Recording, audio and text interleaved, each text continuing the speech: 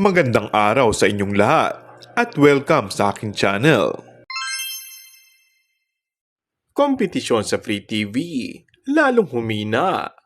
Pagbabalik Free TV ng ABS-CBN, mas makabubuti ayon sa Philippine Competition Commission. Sa inalabas na press release ng PCC o Philippine Competition Commission, ay ibinahagi nila ang malaking epekto ng pagkawala ng ABS-CBN sa Free TV at ang hindi pagkakaroon ng magandang kompetisyon sa Free TV na siyang isa sa pangunahing dahilan kung bakit hindi nagiging balanse ang dapat sanay maayos at makubulang kompetisyon sa entertainment industry. Ayon sa pag-aaral ng PCC, ay nasakop na ng GMA Network ang 93% market share dahilan upang lalong humina ang kompetisyon. Ayon sa kanilang pag-aaral, isa ito sa mga dahilan kung bakit patuloy na humihina ang Free TV viewership sa ating bansa.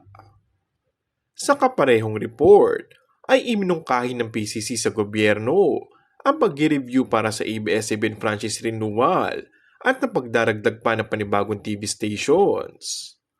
Mas marami o mas malaking kompetisyon ay mas magre-resulta sa mas magandang nabubuong contents at mas maraming choices ang mga manonood.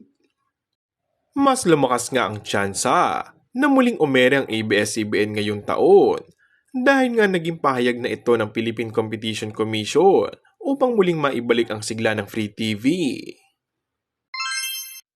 And that's all for our today's video.